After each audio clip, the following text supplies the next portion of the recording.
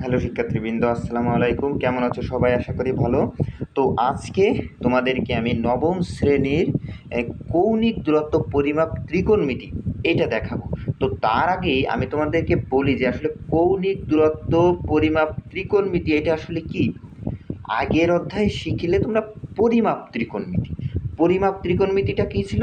পরিমাপ ত্রিকোণমিতিটা ছিল যে কোনো কিছুর দূরত্ব নির্ণয় করা, মানে একটা স্থান থেকে আরেকটা স্থানের দূরত্ব নির্ণয় করা, যেমন এই লম্ব নির্ণয় করা বা অতিভুজ নির্ণয় করা বা ভূমি নির্ণয় করা, এই যে কোনো একটা বিষয় নির্ণয় করা ছিল পরিমাপ ত্রিকোণমিতি।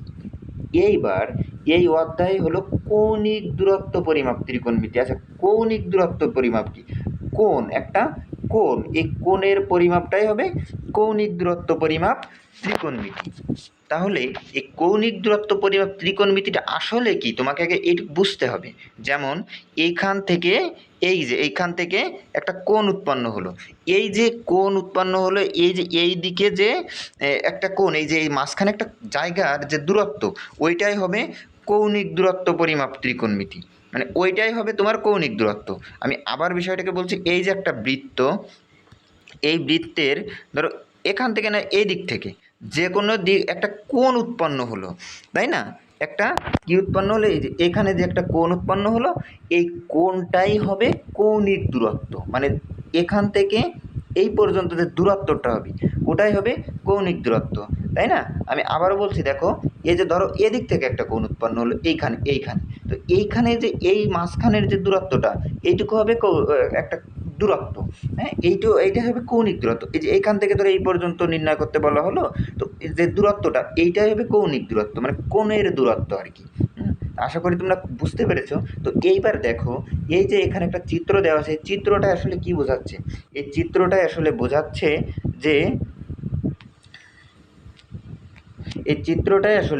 যে তুমি একটা চাঁদের চিত্র তোমার সামনে দেওয়া আছে। একজন লোক দাঁড়িয়ে দূরবীক্ষণ দিয়ে দেখছে যে চাঁদের এই যে একটা রেখা গিয়েছে না, এই রেখা থেকে এই রেখার যে চাঁদের মাঝখানে যে এইটুকু যে দূরত্ব, এইখানের যে দূরত্বটা এটা নির্ণয় করতে চাচ্ছি। আর আশা করি বিষয়টা বুঝাইতে পারছি। এই দূরত্বটাই হলো কৌণিক দূরত্ব, মানে তোমাকে বোঝাচ্ছে যে ওইটাই হবে কৌণিক দূরত্ব পরিমাপ। তো তারপরে দেখো, তারপরে আসলো এই যে একটা চিত্র দেওয়া আছে, এই চিত্রে কি বোঝাচ্ছে? এই চিত্রে তোমাকে বোঝাচ্ছে যে একটা ব্যাটসম্যান এই যে দাঁড়ায় আছে, এই ব্যাটসম্যান বল মারবে কোথায়? এইখানে একটা ফিল্ডার দাঁড়ায় আছে এ, এখানে একজন দাঁড়ায় আছে বি। তো এই এ বি যে দুইজন দাঁড়ায় আছে, তো তাদের কাছে তো আর মারবে না, কোথায় মারবে? একটা ফাঁকা জায়গা দিয়ে মারবে। তো ধরো সেটা এই দিক হতে পারতো, এই দিক হতে পারতো, কিন্তু একটা নির্দিষ্ট দিক দেখাই দিল, এই যে তোমাদের বোঝানোর জন্য আর কি, সুবিধার্থে, এই যে এই দিকে মারবে ধরো, তো এই মাঝখান দিয়ে ধরো মারবে, এইখানে একটা দূরত্ব তৈরি হলো না, এই যে এইখান থেকে এ থেকে বি একটা যে দূরত্ব, এইটাই হবে কৌণিক দূরত্ব। হ্যাঁ, আমি বুঝাইতে পারছি আশা করি যে কৌণিক দূরত্ব আসলে কি, কৌণিক দূরত্ব পরিমাপ ত্রিকোণমিতির অঙ্ক আসলে তোমাদের কিভাবে করতে হবে।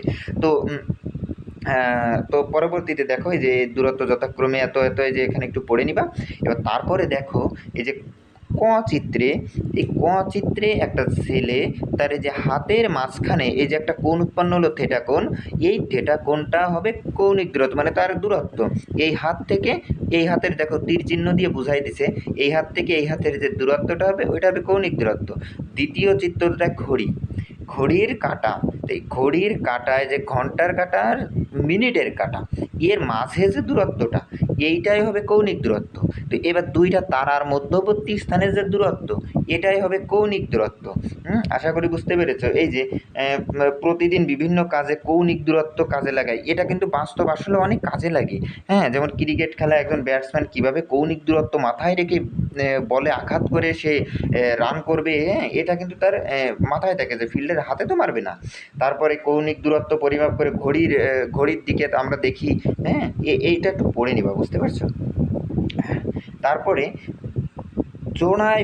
চিন্তা করে নিচের ছকে 3টি উদাহরণ লেখো যেখানে কৌণিক দূরত্ব ব্যবহার হয়। আচ্ছা, তোমার সামনে ধরো তুমি টেবিলে বই পড়ছো, তোমার সামনে টেবিল ফ্যান থাকতে পারে, হ্যাঁ? টেবিল ফ্যানের ধরো একটা টেবিল ফ্যান, হ্যাঁ? যাই হোক, আমার এই টেবিল ফ্যান আঁকানো দেখে আমাকে নোবেল প্রাইজ দেওয়ার কোনো দরকার নেই, হ্যাঁ? আসলে এটা ধরো একটা টেবিল ফ্যান তোমার সামনে। এই টেবিল ফ্যানের এই পাখা থেকে এই পাখার দূরত্ব একটা কৌণিক দূরত্ব, এই পাখার এখান থেকে একটা কৌণিক দূরত্ব, হ্যাঁ? তো এইবার তারপরে আর একটা কৌণিক দূরত্ব কি হতে পারে, কোথায় তুমি কৌণিক দূরত্ব কাজে লাগাতে পারো? তো ধরো বৃত্ত এঁকে তুমি বৃত্তের কেন্দ্রে, সরি, বৃত্তের কেন্দ্রে এই যে ধরো এদিক থেকে একটা কোণ তুমি দূরত্বটা মাপার চেষ্টা করবে, তো এইটা কি তুমি বের করতে পারবে না? সরি, এই যে এখান থেকে তুমি একটা যে দূরত্ব, এইটাই হবে কৌণিক দূরত্ব। আর তারপরে কোথায়, তারপরে তোমরা যে মাঠে খেলা করো না, ক্রিকেট খেলো না, হ্যাঁ, ওই উপরের ছবি দিয়ে চিন্তা করে যে তোমরা যখন ক্রিকেট খেলো, তোমরা তখন কৌণিক দূরত্ব মানে একটা নির্দিষ্ট গ্যাপ দেখেই কিন্তু শটটা খেলো, যাতে 4 হয় কিংবা 6 হয়, হ্যাঁ? তারপরে ফুটবল খেলার সময়ও কি পাস দেওয়ার সময় কি কৌণিক দূরত্ব চিন্তা করেও কিন্তু মাঝে কিন্তু পাস দিতে হয়। কেমন? এই দেখো, আমি তোমাদেরকে বিষয়টা দেখো, এখানে একজন দাঁড়ায় আছে, এখানে একজন দাঁড়ায় আছে, এখানে তুমি আসো, হ্যাঁ, এখানে আরেকজন আছে। তো এইবার তোমার দলের ফিল্ডার এইখানে দাঁড়ায় আছে। এখন তুমি কি করবা? এই যে মাঝখান দিয়ে এই প্লেয়ারটা আর এই প্লেয়ারটা এর মাঝখান দিয়ে তুমি কি বলটা দিবা, মানে কি কৌণিক দূরত্ব, এই যে এই কৌণিক দূরত্বটা মাথায় রেখেই তুমি বলটা পাস দিবা। হ্যাঁ, আশা করি বুঝতে পেরেছো। তো পরবর্তীতে দেখো ত্রিকোণমিতি কোণের পরিমাপ।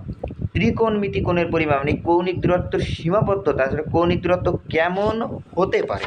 তো দেখো এই যে একটা রেখা এখানে দেখাচ্ছে না, এই যে একটা রেখা কি হচ্ছে, এই যে রেখাটা ও এ, তার মানে এইটা হবে প্রারম্ভিক রেখা বা প্রারম্ভিক রেখা বা আচ্ছা তোমার প্রান্তিক রশ্মি, আদি রশ্মি বা প্রারম্ভিক রেখা। আর প্রান্তিক রশ্মিটা কী হবে, এই যে এইটা, হ্যাঁ, আমি বড় করে তোমাদের সামনে আঁকালাম, হ্যাঁ। এইবার এই যে আদি রেখা ও এ বা প্রারম্ভিক রেখা, এখান থেকে তুমি যে কোনো জায়গায় কোনটা দাগ দিতে পারতে না? এই যে আমি যে এই জায়গাটায় দিলাম, এই যে তীর চিহ্ন দিয়ে বোঝাচ্ছে যে কি এই দিকে তুমি যে কোনো জায়গায় এইভাবে যে কোনো জায়গায় তুমি দাগ দিয়ে কোণ আঁকতে পারো, হ্যাঁ। কেমন করে? এই যে তোমাদের আমি দেখাচ্ছি কেমন করে, যে এই জায়গাটায় দাগটা দিল ওই দিকে, আমি এইদিকে দিয়ে দাগ দিতে পারতাম না? এই যে তীর চিহ্ন দিয়ে বুঝাই দিলাম, হ্যাঁ। তো এইখানে বোঝাতে চাচ্ছে যে প্রারম্ভিক রেখা থেকে প্রান্তিক যে রেখার দূরত্ব, এটা হবে কৌণিক দূরত্ব, ভালো কথা। তারপরে যে শীর্ষবিন্দু, প্রান্তিক রেখার যে শীর্ষবিন্দু, এই যে একটা কৌণিক দূরত্ব তোমার এখানে এখানে যে কৌণিক দূরত্বটা এই তৈরি হলো, এইটার সীমাবদ্ধতা কেমন হতে পারে? সর্বোচ্চ গেলে 360 ডিগ্রি, কারণ একটা বৃত্তের কেন্দ্রে কত ডিগ্রি কোণ উৎপন্ন করতে পারে? 360 ডিগ্রি কোণ উৎপন্ন করতে পারে। তবে এ শুধু ও এ আর ও পি এই কোণের মধ্যে যে এইটুকু দূরত্ব, এই দূরত্বর মধ্যে সীমাবদ্ধ থাকবে না, এর মধ্যে আরও অনেক কোণ তৈরি হতে পারে, যা আমি তোমাদের একটু আগে দেখালাম। এই যে এইবার এই যে নিচে এখানে একটু দেখো, এখানে একটু পড়ার প্রয়োজন, যে ও 0 ডিগ্রি যদি ও পি রশ্মি ও বিন্দুর সাপেক্ষে, আমি তোমাদেরকে চিত্র এঁকে বিষয়টা ক্লিয়ার করি। ধরো এই যে একটা বৃত্ত, এই বৃত্তের কেন্দ্রে কত ডিগ্রি কোণ উৎপন্ন করে? 360। আচ্ছা, ভালো কথা, 360।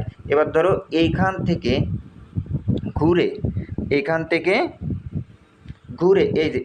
এই যে কোণ এখান থেকে ঘুরে তোমার রেখা অনুযায়ী এইখান থেকে ঘুরে ঘুরে ঘুরে ঘুরে ঘুরে এইখানে এসেই মিলে গেল আবার।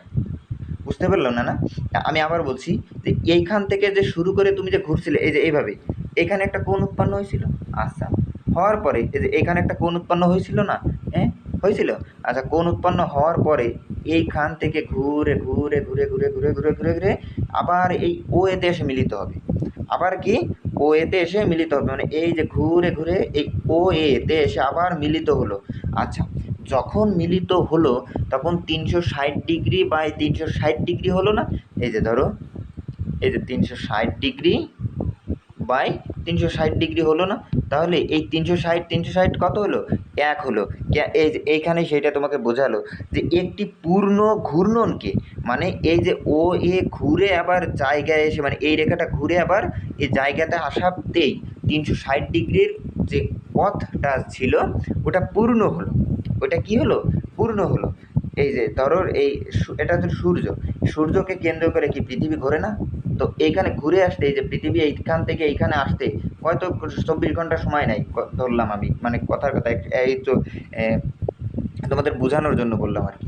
ধরো একটা চাঁদ কতদিন সময় নেয়? 30 দিন সময় নেয়। আচ্ছা, এইবার এইটা যখন যে সময়টা নিল, এই বৃত্তের ক্ষেত্রে কি হয়? বৃত্তের কেন্দ্রে যেহেতু 360 ডিগ্রি কোণ উৎপন্ন করে, তাহলে যে এইখান থেকে ঘুরে এখানে আসতে তো 360 ডিগ্রি হবে। আচ্ছা, এই পূর্ণ ঘূর্ণনটা যখন সম্পূর্ণ হবে, তখন ও এ রশ্মির উপর সমদ্বিখণ্ডিত হয়। তখন কি হয়? এই যে তখন ও এ রশ্মির সমদ্বিখণ্ডিত হয় যখন কোণটি হবে 360 ডিগ্রি। আচ্ছা, 360 ডিগ্রি হলো একটি পূর্ণ ঘূর্ণনকে 360 ডিগ্রিকে ভাগ করলে কৌণিক দূরত্ব পাওয়া যায়। আচ্ছা, তাকে 1 ডিগ্রি ধরা হয় এবং 1 ডিগ্রিকে 60 দ্বারা ভাগ করলে যে কৌণিক দূরত্ব পাওয়া যায় তাকে 1 মিনিট, তাকে কি বলে? তাকে এই যে 1 মিনিট ধরা হয়। অর্থাৎ 1 মিনিট সমান সমান, এই যে 1 মিনিট সমান সমান 1/60 গুণ 1 ডিগ্রি, 1/60 গুণ 1 ডিগ্রি। তারপরে কি হবে? এই যে তারপরে 1 মিনিটকে যদি 60 দ্বারা ভাগ করে যে কৌণিক দূরত্ব পাওয়া যায় তাকে আবার 1 সেকেন্ড পাওয়া যাবে।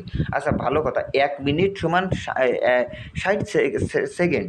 আচ্ছা, এবার যেহেতু 1 ঘন্টা সমান 60 মিনিট এবং 60 মিনিট সমান 1 সেকেন্ড, এই জন্য কিন্তু এই 60 দিয়ে বিষয়টাকে ভাগ করা হচ্ছে। এইবার এই যে 1 মিনিটকে যখন তুমি 1 মিনিটকে সেকেন্ডে প্রকাশ করবা, তখন কি বিষয়টা কোথায় কি দাঁড়াবে? 60 গুণ 60, 60 গুণ 60 কত হয়? 3600। এই যে দেখো, 1 সেকেন্ড সমান সমান 1/3600 গুণ 1 ডিগ্রি। আশা করি বুঝতে পারলে। এবার তারপরে তুমি কি লক্ষ্য করেছো তোমার বাসায় দেয়াল ঘড়ি ও টেবিল ঘড়ি অথবা তোমার শিক্ষা প্রতিষ্ঠান থেকে এই ঘড়িগুলোর কোন অবরত ঘুরছে? আচ্ছা, এইটা তো একটু আগেই বললাম যে ঘড়ির কাঁটা ঘোরে, হ্যাঁ, এইটা একটা কৌণিক দূরত্ব। কাঁটাগুলো 12 ঘন্টার উপরে ঘুরে আসতে যদি ঘড়ির কেন্দ্রে থেকে 12 এর দিকে প্রারম্ভিক রশ্মি কল্পনা করি, তাহলে এটা কাঁটাগুলো কতটা কৌণিক দূরত্ব অতিক্রম করবে তুমি বলতে পারবে? কাঁটাগুলো 12টার উপর ঘুরে আসতে কত মিনিট? এই যে বিষয়টা একটু দেখো,